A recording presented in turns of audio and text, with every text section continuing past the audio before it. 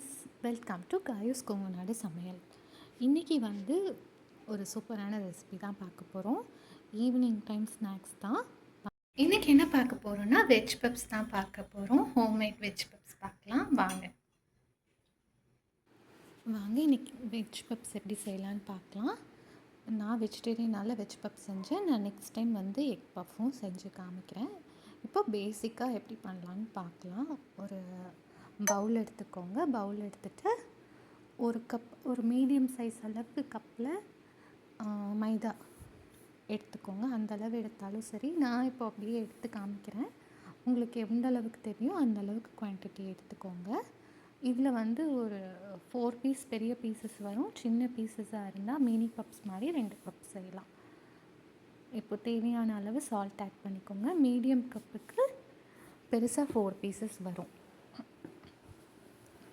இப்போ salt add பண்ணிவிட்டு கொஞ்சமாக தண்ணி ஆட் பண்ணிவிட்டு நல்லா மிக்ஸ் பண்ணிக்கோங்க.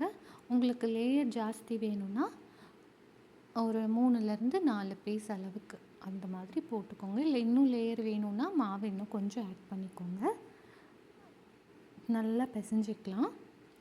நம்ம இதில் என்னென்னா லேயர்ஸ் நிறையா வர்றதுக்கு கொஞ்சம் டேஸ்டியாக இருக்கிறதுக்கு வந்து பட்டரில் நல்ல பட்டர் நிறைய ஆட் பண்ணி மிக்ஸ் பண்ணலாம். இப்போ நான் பேசிக்காக தான் செய்கிறேன். நிறைய பட்டர் யூஸ் பண்ணலை. பேசிக்காக இதை வீட்டில் எல்லாருமே செய்யலாம். அந்த மாதிரி தான் செய்கிறேன். உங்கள்கிட்ட பட்டர் இல்லைன்னா நீங்கள் ஆயில் கூட ஆட் பண்ணிக்கலாம். கொஞ்சமாக பட்டர் இருந்தால் நீங்கள் பட்டர் ஆட் பண்ணிக்கலாம். பேக்கரியிலலாம் கிடைக்கிற மாதிரி பப்ஸ் வீட்டிலே செய்யலாம். அதுவும் ரொம்ப டேஸ்டியாகவே செய்யலாம். ட்ரை பண்ணி பாருங்கள். இது ரொம்ப ஈஸியான ஸ்டெப்பு தான், கஷ்டம்லாம் இல்லை. டக்குனுமே பண்ணிடலாம். பண்ணணும்னு நினச்சிங்கன்னா டக்குன்னு பண்ணிடலாம். ஈஸியாக இருக்கும். ஸோ நான் ஈஸியான ரெசிபி தான் உங்களுக்கு இப்போது அப்லோட் பண்ணுறேன். கொஞ்சமாக ஆயில் ஆட் பண்ணிக்கோங்க. ஆயில் ஆட் பண்ணிவிட்டு நல்லா பிசைஞ்சுக்கோங்க. ரொம்ப ரொம்ப ஈஸியான பஃப் தான். இன்னும் லேயர்ஸ் எல்லாம் வேணும் அப்படின்னா நான் நெக்ஸ்ட் டைம் இன்னொரு வீடியோ போடுறேன், அது பாருங்கள். இப்போ பேசிக்கான பஃப்பை எப்படி செய்யலாங்கிற வீடியோ. ஈஸியான பஃப் எல்லாருமே ட்ரை பண்ணலாம். ரொம்ப ஈஸியாக தான் இருக்கும். நீங்கள் இன்னும் பட்டர் ஆட் எவ்வளோக்கு எவ்வளோ பட்டர் ஆட் பண்ணுறீங்களோ, இல்லை பட்டருனாலும் சரி ஆயில்னாலும் சரி, எவ்வளோக்கு எவ்வளோ ஆட் பண்ணுறீங்களோ அவ்வளோக்கு அவ்வளோ நல்லாவே இன்னும் கிறிஸ்பியாக இன்னும் நல்லாயிருக்கும். நான் நிறைய ஆட் பண்ணல. ஏன்னா நம்ம வீட்டில் செய்யும்போது ஹெல்த்தை பற்றியும் பார்க்கணும். ஸோ நான் ஆவரேஜை தான் பண்ணுறேன். நெக்ஸ்ட் டைம் உங்களுக்கு நான் பண்ணி காமிக்கிறேன். நல்லா பிசைஞ்சிக்கோங்க. அதே மாதிரி நல்லா பிசையணும். நல்லா பிசைய சாஃப்டாகும். நீங்கள் வந்து இழுத்து பிசைஞ்சிக்கோங்க. கொஞ்சம் இழுத்து பிசைஞ்சிங்கன்னா சாஃப்டாக இருக்கும். ரொம்ப நேரம் இழுத்து பிசைஞ்சிக்கோங்க. பரோட்டாக்கெல்லாம் பிசைவோம்ல, அந்த மாதிரி இழுத்து பிசைஞ்சிக்கோங்க. நல்லா இழுத்து பிசைஞ்சிக்கோங்க. இப்படி ஒரு ப்ரெஸ் கொடுத்து அப்படி இழுத்து நல்லாவே இப்படியே பிசைஞ்சிட்டே இருந்தீங்கனாலே மாவு ரொம்ப சாஃப்ட் ஆகிடும். நீங்கள் வந்து சாயந்தரம் பண்ணுறீங்கன்னா மத்தியானமே மாவு பிசைஞ்சு ஊற வச்சுருங்க. ஊற சாஃப்டாக இருக்கும். லஞ்சு நீங்கள் சாப்பிட்டுட்டு பிசைஞ்சு வச்சிங்கன்னா ஈவினிங் ஸ்நாக்ஸ் டைமுக்கு இந்த பஃப் செய்யும்போது கரெக்டாக இருக்கும். ஊறணும். அதனால் நீங்கள் அந்த மாதிரி பார்த்துக்கோங்க. நிறைய ப்ராசஸ் இருக்குது பப்ஸுக்கு. ஆக்சுவலாக நான் வந்து சிம்பிளாக தான் உங்களுக்கு இன்றைக்கி எப்படின்னு நான் சிம்பிளாக தான் செய்ய போகிறேன். பாருங்கள், மாவு ரெடி ஆகிடுச்சு. இனி வந்து உள்ளே இருக்க ஸ்டஃபிங்க்கு ரெடி பண்ணிக்கலாம். அதுக்கு 4 ஆனியன் எடுத்திருக்கேன். இப்போது ஒரு பேனில் ஒரு கடாயில் கொஞ்சமாக ஆயில் ஆட் பண்ணிக்கோங்க. ஆயில் ஆட் பண்ணிவிட்டு ஆயில் சூடானதுக்கப்புறம் நம்ம ஆனியன் எல்லாம் ஆட் பண்ணிக்கலாம். நீங்கள் உருளைக்கிழங்கு இருந்ததுன்னா வேக வச்சு அதை ஆட் பண்ணலாம். என்கிட்ட இப்போ உருளைக்கிழங்கு இல்லை. நான் வெறும் ஆனியனும் அப்புறம் காலிஃப்ளவரும் ஆட் பண்ண போகிறேன். உங்கள் கிட்ட பட்டாணி இருந்ததுன்னா பட்டாணி ஆட் பண்ணிக்கோங்க. பட்டாணி உருளைக்கிழங்கெல்லாம் போட்டால் இன்னும் நல்லாயிருக்கும். நான் இப்போ ஆனியன் மட்டும் ஆட் பண்ணுறேன். ஆனியன் ஆட் பண்ணிவிட்டு நல்லா மிக்ஸ் பண்ணிக்கலாம். 4 ஆனியன் ஆட் பண்ணுறேன். நல்லா வதக்கிக்கோங்க. ஆனியன் நல்லாவே வதங்கணும். சிம்மில் வச்சு நல்லா வதக்கிக்கோங்க. நல்லா வதக்கிக்கலாம். பாருங்கள் கலர் சேஞ்ச் ஆகிற வரைக்கும் வணக்கிக்கோங்க. உங்களுக்கு என்னென்னலாம் வெஜிடபிள்ஸ் ஆட் பண்ணணுமோ நீங்கள் எல்லாமே ஆட் பண்ணிக்கலாம். நீங்கள் கேரட் ஆட் பண்ணிக்கலாம், உருளைக்கிழங்கு ஆட் பண்ணிக்கலாம், உங்களுக்கு எந்தெந்த வெஜிடபிள்ஸ் வேணுமோ ஆட் பண்ணிக்கலாம். பன்னீர் வேணால் பன்னீர் ஆட் பண்ணிக்கலாம், மஷ்ரூம் ஆட் பண்ணிக்கலாம். ஸோ உங்களோட சாய்ஸ் தான், நீங்கள் என்ன வேணாலும் ஆட் பண்ணிக்கலாம். பேபிகார்ன் கூட ஆட் பண்ணலாம். ரொம்ப ஈஸியாக இருக்கும். ஸோ கண்டிப்பாக கிட்ஸ் வந்து ரொம்ப விரும்பி சாப்பிடுவாங்க. வீட்டில் இருக்க எல்லாத்துக்குமே ரொம்ப பிடிக்கும். நான் ஏற்கனவே காலிஃப்ளவரை வந்து சுடு தண்ணி, மஞ்சள் தூள், உப்பு போட்டு கொஞ்சம் நேரம் ஊற வச்சுட்டு நல்லா வாஷ் பண்ணிவிட்டு குட்டி குட்டியாக கட் பண்ணியிருக்கேன். அதை ஆட் பண்ணியிருக்கேன். அதை ஆட் பண்ணிவிட்டு நல்லா வணக்கிக்கலாம். நல்லா வணக்கணும். அந்த இது கொஞ்சம் க்ரன்ச்சியாக இருக்கும், அதே மாதிரி வெந்திருக்கணும், அதை பார்த்துக்கோங்க. இப்போ சால்ட் ஆட் பண்ணலாம். சால்ட் ஆட் பண்ணோன்னா சீக்கிரமாகவே வெந்துடும். அப்புறம் சால்ட்டோட டேஸ்ட்டும் உள்ள எல்லாமே நம்ம ஸ்டஃபிங்க்கு கிடைக்கும். இப்போ இதை நல்லா மிக்ஸ் பண்ணிக்கோங்க. இனி இந்த மாதிரி நிறைய ரெசிபீஸ் வந்து நான் அப்லோட் பண்ணிட்டு தான் இருப்பேன். நீங்கள் மிஸ் பண்ணாமல் பாருங்கள். இப்போது ஒரு மூடி போட்டு கொஞ்சம் நேரம் மூடி வச்சுருங்க. இப்போ ஓப்பன் பண்ணி பார்த்தோன்னா பாருங்கள் இந்தளவு வெந்திருக்கு. இப்போ நல்லா மிக்ஸ் பண்ணி விட்டுக்கோங்க. அடி பிடிக்காமல் இருக்கணும். ஸோ நல்லா மிக்ஸ் பண்ணி விட்டுக்கோங்க. இனி வந்து இதுக்கு மசாலா தூள் எல்லாம் ஆட் பண்ணிக்கலாம். நல்லா வதங்கினதுக்கப்புறம் நம்ம மசாலா தூள் எல்லாம் ஆட் பண்ணிக்கலாம். ஸோ அடுத்தடுத்த வீடியோவில் நிறைய பேக்கிங் ரெசிபீஸ் எல்லாம் பார்க்கலாம். மிஸ் பண்ணாமல் பாருங்கள். பெல் ஐக்கான் ப்ரெஸ் பண்ணிக்கோங்க. அப்போ தான் உங்களுக்கு வர நோட்டிஃபிகேஷன்ஸ்லாம் காமிக்கும். ஸோ பெல் ஐக்கான் ப்ரெஸ் பண்ணிக்கோங்க.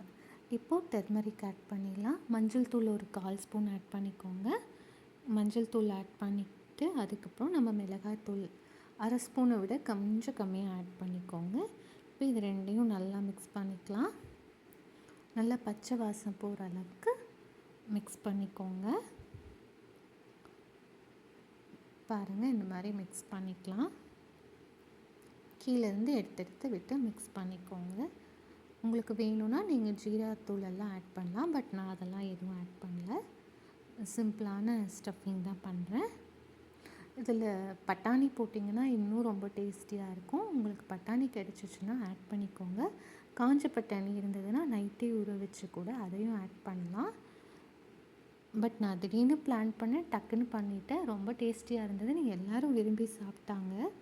இப்போ கொஞ்சம் கரம் மசாலா ஆட் பண்ணிக்கலாம். ஒரு 1/4 ஸ்பூன் அளவுக்கு கரம் மசாலா ஆட் பண்ணிக்கோங்க. கரம் மசாலா இல்லைன்னா சிக்கன் பவுடர் இருந்தால் சிக்கன் பவுடர் ஆட் பண்ணிக்கோங்க. இல்லை அதை நல்லா மிக்ஸ் பண்ணிக்கலாம். வேணும்னா நீங்கள் புளிப்புத்தன்மை வேணும்னா கொஞ்சம் லைம் ஜூஸ் கூட ஆட் பண்ணிக்கலாம். அது உள்ளே இருக்க ஸ்டஃபிங்க்கு அது ஒரு ஃப்ளேவர் கிடைக்கும். இப்போ இது கொஞ்சம் வேகணும். காலிஃப்ளவர் வேகணும். ஆனியன் வெந்திருக்கும். காலிஃப்ளவர் வேகிறதுக்காக நான் ஒரு 1/4 டம்ளர் அளவுக்கு தண்ணி ஆட் பண்ணி வேக வைக்கிறேன்.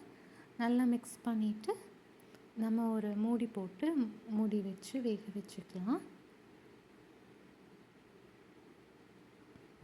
இப்போது நான் பெப்பர் தூள் கொஞ்சம் ஆட் பண்ணுறேன். நான் எப்போவுமே காலிஃப்ளவர் ஆட் பண்ணேன்னா பெப்பர் ஆட் பண்ணுவேன். எப்போவுமே எனக்கு அது எப்போவுமே காலிஃப்ளவர் இந்த மாதிரி நம்ம என்ன தான் வாஷ் பண்ணுறோம், க்ளீன் பண்ணுறோம், எல்லாம் பண்ணுறோம், அந்த பெப்பர் போடும்போது பெப்பர் வந்து நல்லது. இந்த மாதிரி ரெசிபீஸ்க்கெல்லாம் பெப்பர் ஆட் பண்ணுறது நல்லது. இப்போ காலிஃப்ளவர் இருக்கிறதுனால நான் பெருங்காயத்தூளும் ஆட் பண்ணுறேன். நீங்கள் வேணும்னா ஆட் பண்ணிக்கோங்க, இல்லாட்டி ஸ்கிப் பண்ணிக்கோங்க. சீக்கிரமாக டைஜஷன் ஆகும் அப்படிங்கிறதுக்காக நான் பெருங்காயத்தூளும் ஆட் பண்ணியிருக்கேன். நல்லா மிக்ஸ் பண்ணிவிட்டு ஒரு மூடி போட்டு மூடி வச்சிடலாம். நம்மளோட ஸ்டஃபிங் ரெடி ஆகட்டும். வெந்துட்டுருக்கு பாருங்கள். இப்போது வெந்துடுச்சு. இப்போது மல்லி இலை போட்டு இறக்கிடலாம். மல்லி இலை மறந்துடாமல் போடுங்க, அது ரொம்ப ஃப்ளேவர் நல்லாயிருக்கும். ஸோ மல்லி இலை போட்டு நம்மளோட ஸ்டஃபிங்கை ரெடி பண்ணிடலாம். அவ்வளோதான், நம்மளோட ஸ்டஃபிங் ரெடி. இனி வந்து எப்படி பப்ஸு செய்யலாம் அப்படிங்கிறத பார்க்கலாம். வாங்க பார்க்கலாம். ஸோ ஒரு ட்ரேயில் மாவை நல்லா ஆட் பண்ணிக்கலாம். ஆட் பண்ணிவிட்டு இந்த மாதிரி தேய்ச்சிக்கோங்க. உங்களுக்கு ஃப்ளோர்லேயே பண்ண முடியும்னா ஃப்ளோர்லேயே பண்ணியிருக்கலாம். நான் திடீர்னு பிளான் பண்ணனால டக்குன்னு இப்படி பண்ணிட்டேன். இல்லாட்டி இதெல்லாம் ரொம்ப க்ளீன் பண்ணிவிட்டு பண்ணணும். நான் திடீர்னு பிளான் பண்ணால இப்படியே கட்டிங் போர்ட்லேயே வச்சு தேய்க்கிறேன். உங்களுக்கு இட வசதி இருந்ததுன்னா அது நல்லா க்ளீன் பண்ணிவிட்டு நீங்கள் அப்படி டைரெக்டாக அதில் கூட வச்சு பண்ணலாம். மேலே இருக்க டிப்பில் இந்த மாதிரி தேய்ச்சிக்கோங்க. இந்த மாதிரி மாவை தேய்ச்சிட்டு பட்டரை வந்து இப்படி அப்ளை பண்ணிக்கோங்க. எல்லா இடத்துலையும் பட்டரை இந்த மாதிரி அப்ளை பண்ணிக்கோங்க. நிறைய பட்டர் ஊற வைப்பாங்க மாவில். அப்படி ஊற வைக்கும்போது இன்னுமே ரொம்ப சாஃப்டாக வரும். பட் இதுவே போதும். இதுவே வீட்டில் செய்யும்போது இதுவே நல்லாயிருக்கும். நீங்களும் ட்ரை பண்ணுறதுக்கு ரொம்ப ஈஸியாக இருக்கும். ஈஸியஸ்ட் மெத்தட் இது. ஸோ இந்த மாதிரி ஒரு 3 தடவை பண்ணிக்கோங்க. அப்ளை பண்ணி இந்த மாதிரி 3 தடவை பண்ணிங்கன்னா லேயர்ஸ் கிடைக்கும். இப்படி பண்ணும்போது நம்மளுக்கு லேயர்ஸ் நிறையா கிடைக்கும். ஃபஸ்ட் டைம் பண்ணிவிட்டேன்.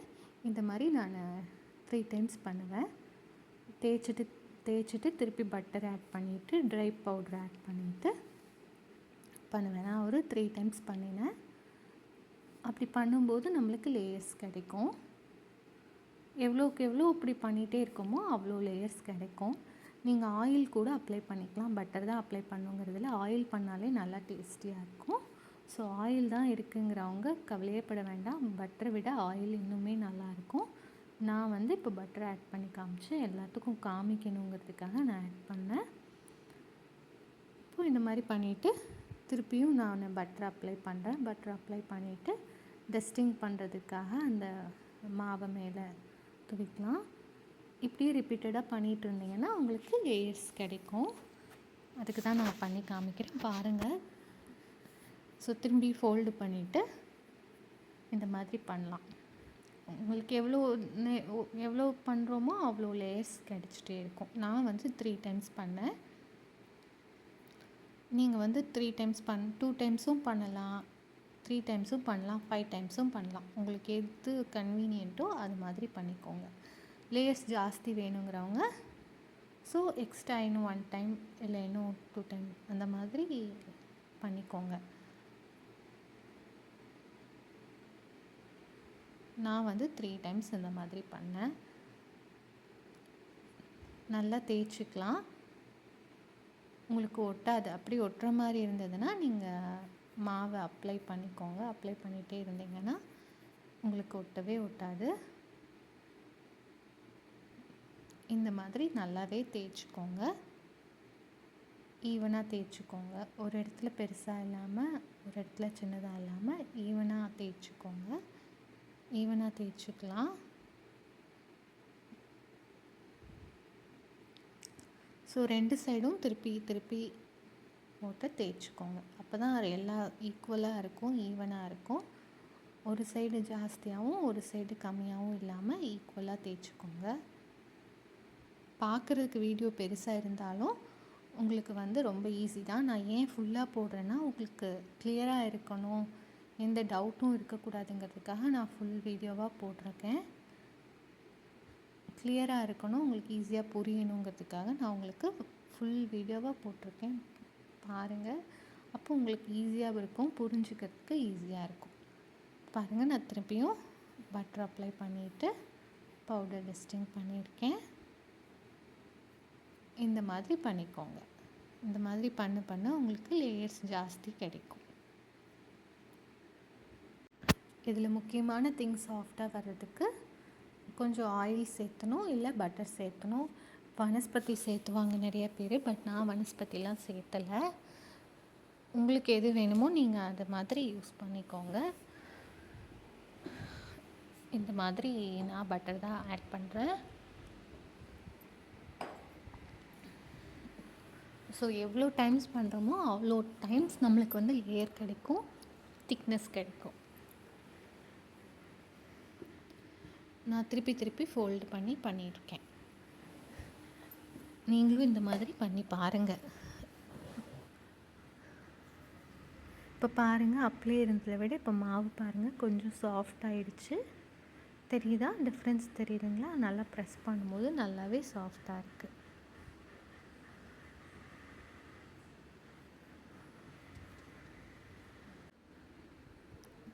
இப்போ தேய்ச்சிக்கலாம், மாவை தேய்ச்சிக்கலாம். எனக்கு இது நகர்ந்து போயிட்டு இருந்தது.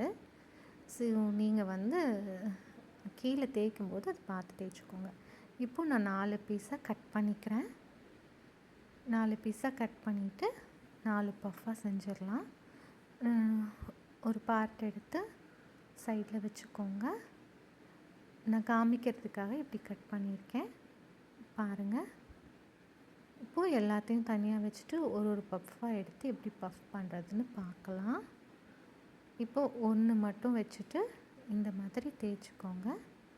இந்த மாதிரி தேய்ச்சிட்டு அதுக்குள்ளே நம்ம ஸ்டஃபிங் பண்ணிக்கலாம். இது எப்படி தேய்க்கிறீங்கன்னா, ரொம்ப தின்னாகவும் இருக்கக்கூடாது, ரொம்ப திக்காகவும் இருக்கக்கூடாது. நம்மளோட லேயர்ஸ் வந்து நல்லாவே தெரியணும். அதுக்கேற்ற மாதிரி நீங்கள் தேய்ச்சிக்கோங்க. இப்போ நான் உள்ள ஸ்டஃபிங் வைக்கிறேன். ஸ்டஃபிங் வச்சுட்டு நம்ம ஃபோல்டு பண்ணிக்கலாம். இப்போது 2 மாடல் தேய்ச்சிருக்கேன். அப்படியே ஒரு மாடல் தேய்ச்சேன், இப்போது ஒரு மாடல்.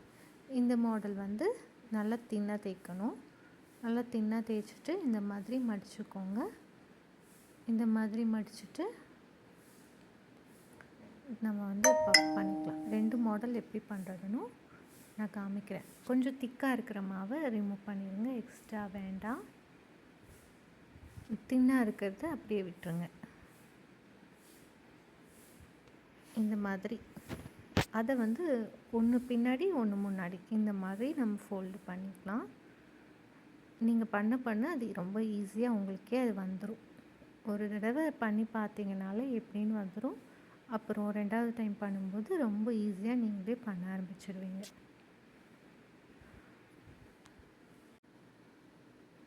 இப்போது நம்ம மற்ற எல்லா சப்பாத்தியும் இந்த மாதிரி பண்ணிக்கலாம். நான் ஒரு டிசைனுக்காக அந்த பஃப்பில் சும்மா மேலே ஒரு கோடு போடுறேன், கத்தி வச்சே போடுறேன். இந்த மாதிரி இருக்கிற மாவு எல்லாத்தையுமே பஃப் ஸ்டஃபிங் வச்சு நம்ம ஃபில் பண்ணிக்கலாம்.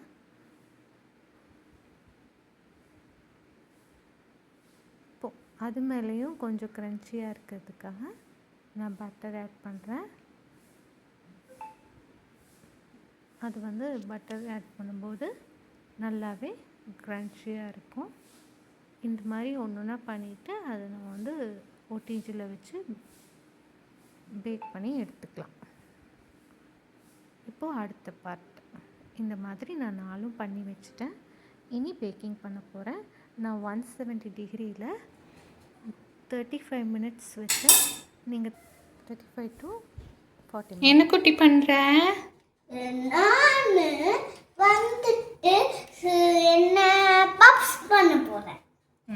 என்ன பப்ஸு? Onion puffs.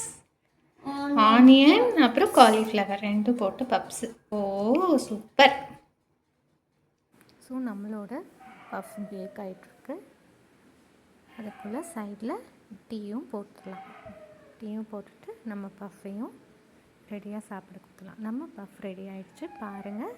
பார்த்துட்டு இந்த வீடியோ பார்த்துட்டு எப்படி இருந்ததுன்னு சொல்லுங்கள்.